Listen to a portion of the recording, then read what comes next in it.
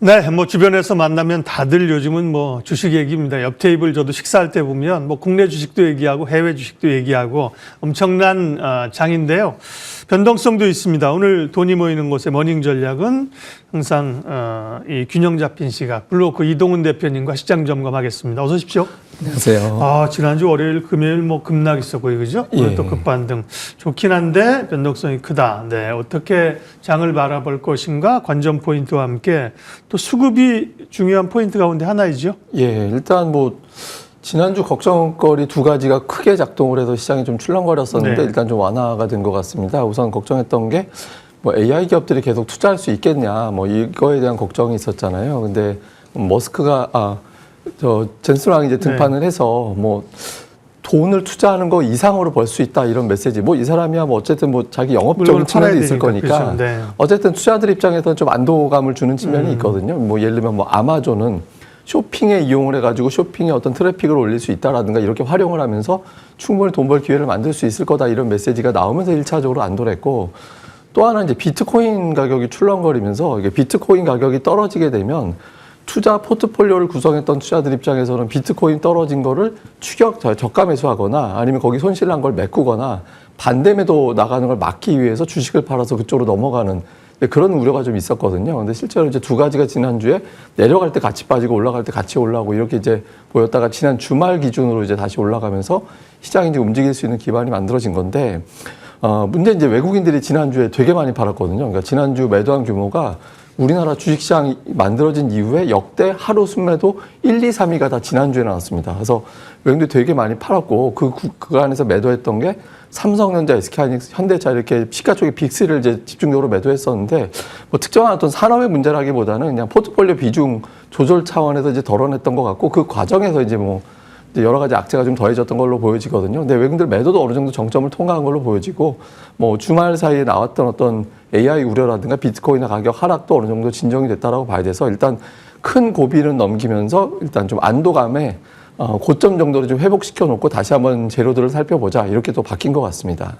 네, 그러게요. 변동성이 커져 있는 상황이고, 여러 이제 생각해야 될 이슈들이 좀 있는데 트럼프 노이즈는 뭐 계속해서 나오고 있습니다. 아무래도 지금 상황이 정치적으로 중간 선거에서 조금 불리해지는 상황이잖아요. 그러다 보니까 뭐 할 수 있는 걸 다 하려고 하고, 특별히 이제 이란과의 긴장감이 줄어드는 것 같은데 또 준 것도 아니고 뭐 이런 얘기가 있고요. 또 대만에 무기 판다고 하니까 대만에서는 우리나라 방문하는 거 올 수 있겠어? 뭐 또 대북 인도적 지원 뭐 노이즈 계속 많이 나옵니다. 이 부분 좀 짚어주세요. 네.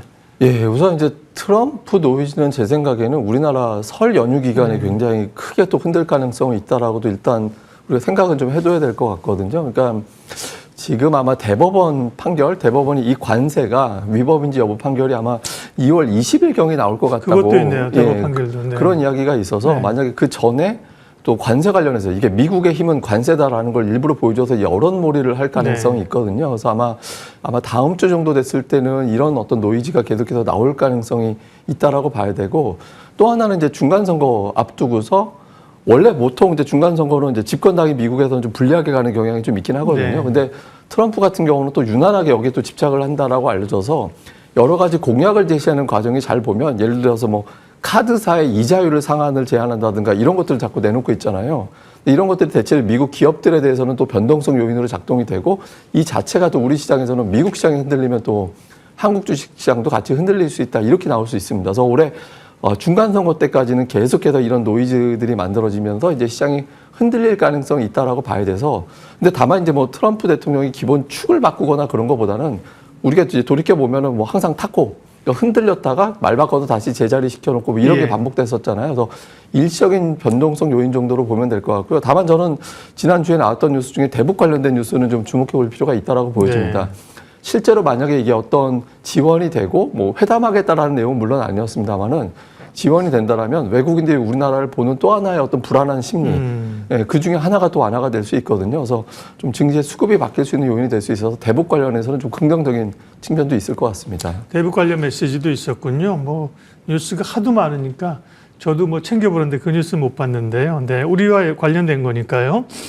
그리고 앞서 잠깐 말씀하셨습니다만 AI에 대한 우려들이 리스크들이 다시 지금 부각되는데 젠슨항이 나섰습니다. 젠슨항이 뭐 물론 물건을 팔지만 그 젠슨항의 영향력이나 이런 걸 봤을 때 다 이제 소위 이제 뭐 그냥 자기 물건 팔라고 좋게만 사기치는 사람이잖아. 그렇게 보는 건 아니잖아요. 예. 영향력이 있는 건데 AI에 대한 투자가 과도하지 않다. 앞으로 오래될 수 있다. 그러면서 엔비디아가 8%인가 주가 급등했어요. 그죠? 예. 네, 그 영향이 있고. 근데 저는 그보다도 이제 블랙엘의 시스템 안정화하는데 그동안 상당히 애를 먹었다. 그게 지금 안정화 됐다는 거잖아요. 예. 몰랐는데 그것도 이렇게 큰 이슈 아닌가요?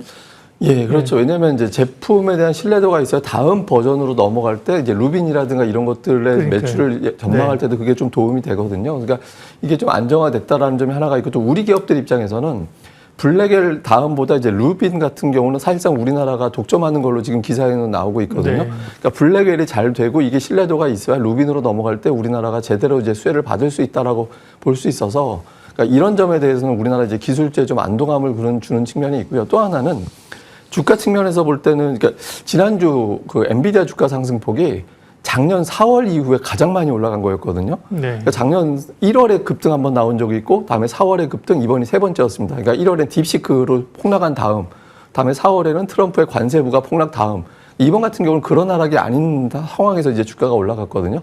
그러니까 투자자들 입장에서는 그때 당시에 준하는 불안감이 있었다가 이게 해소가 됐다라고 보는 건데 다만 이제 미국 그 AI주들은 좀 구분이 되는 것 같습니다. 그러니까 AI 관련된 종목군들 차트를 좀 열어놓고 본다라면 최근 들어서 투자를 굉장히 많이 하는 기업들, 그러니까 투자를 많이 해서 돈을 쓰는 기업들에 대해서는 조금 회피하는 그런 움직임이 나오고 있거든요.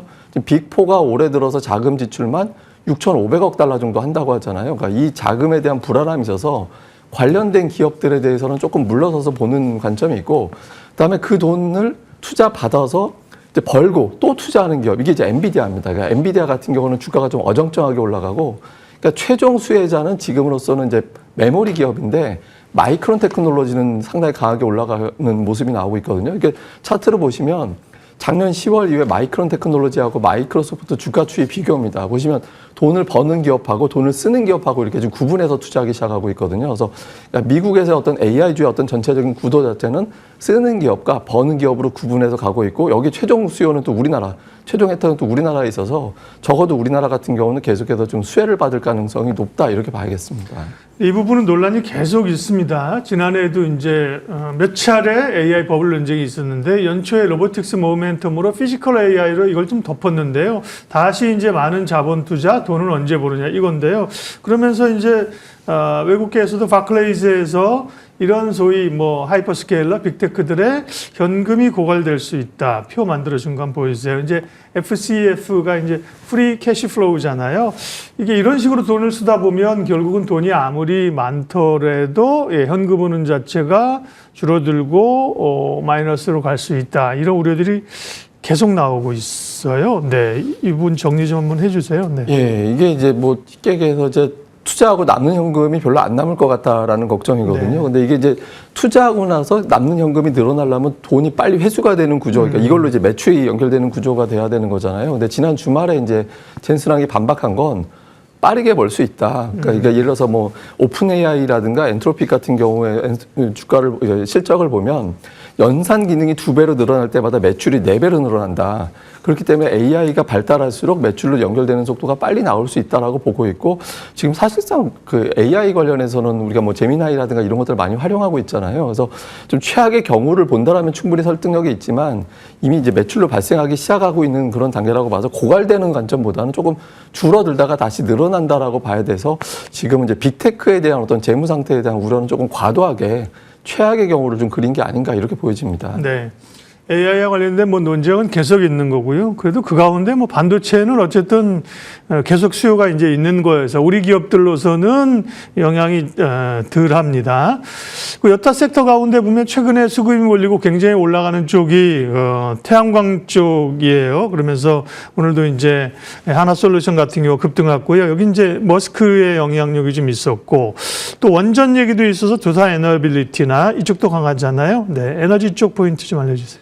그 원전 같은 경우는 제가 보기에는 이제 트럼프 대통령이 우리나라 25% 관세 부과한다고 했을 때 네. 그에 따라온 걸 저를 주목해 보니까 원전 지어달라는 얘기가 같이 왔거든요. 네. 그래서 아마 이제 한미 협상하는 과정에서 원전에 대한 요구가 좀 많이 올라갈 걸로 추정을 합니다. 그래서 우리나라가 이제 미국에서 원전 지어주는 속도를 생각보다 좀 빨리 해줘야 되는 경우가 생길 수도 있게 돼서 이 관련된 종목으로 계속해서 좀 부각될 가능성은 있거든요. 이게 하나가 있고, 그다음에 태양광은 이제 머스크의 어떤 꿈인데 이 부분이 계속해서 이제 이슈가 되면서 오늘도 뭐 관련된 종목군들 올라가고 이렇게 나오고 있는데 다만 이제 실적으로 연결되는 데는 좀 시간이 걸려 보이거든요. 그래서 단기적인 걸 추격 매수하기보다는 이제 보유하고 계신 분들이 그냥 보유하면서 조금씩 매도하는 타이밍을 보는 게 맞지 지금 와서 새롭게 매수하기에는 이제 매출로 연결되는 과정이 조금 멀 것 같습니다. 그래서 좀 신중하게 접근할 필요도 있는 단계 그렇게 보시면 되겠습니다. 네.